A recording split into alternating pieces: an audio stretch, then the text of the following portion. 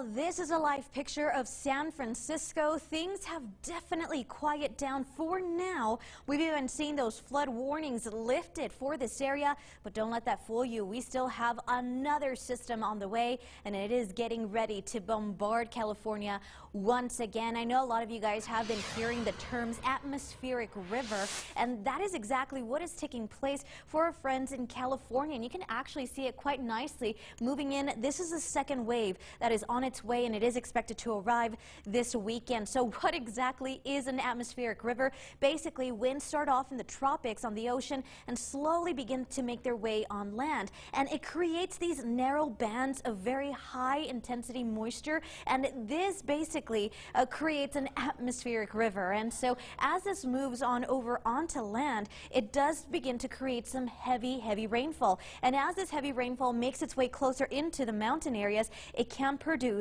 snow in some cases. So it's just heavy rainfall coming down, snow coming down, and these atmospheric rivers can actually be very destructive. And so what we've seen in California is exactly just that. So you'll notice that this continues to move through. We have the next wave moving in. Like I said, it is expected to arrive this weekend, and everywhere else, look at how calm it is, especially for us here in El Paso. We really don't expect to see much in the form of precipitation for the Sun City. Everything is expected to stay quite calm, and you'll notice this atmospheric river is creating exactly what I just told you, rain and snow, and you'll see the snow right along the mountain areas. And so this continues to create flooding. In fact, we had some very strong winds right over San Francisco, peaking at 101 miles per hour. So like I said, this weather phenomenon can actually be quite destructive, and we're not done with it just yet. Let's go ahead and talk a little bit about how this could potentially impact us. And as everything moves east,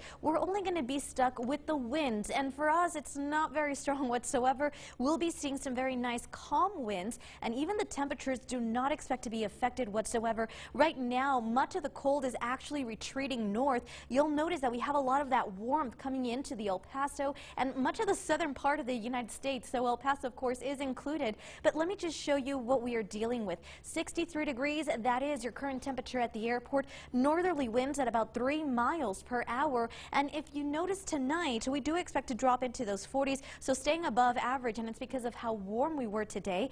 30 degrees in Las Cruces and about 34 in Juarez. For tomorrow, we're expecting to see 68 degrees, some breezy conditions, not bad whatsoever. Winds do expect to come in anywhere between 10 to 15 miles per hour, so things do expect to stay rather calm for the most part. Those stronger winds that we were once forecasting have definitely retreated, and we do expect to see those calmer conditions for the borderland area. 58 degrees is what we're expecting around 7 o'clock in the evening. We're looking at about 57 around 8 p.m., 54 around 9, and we expect to stay in those 50s for the next several hours. We don't expect to get out of those 50s up until 2 o'clock in the morning, so this is going to be in the overnight hours. So for us, what this means is that we do expect to see just beautiful weather, a little bit above average, but calm nonetheless, and we expect to stay this way through the next several days. Don't go anywhere. We have much more to share with you right after this break.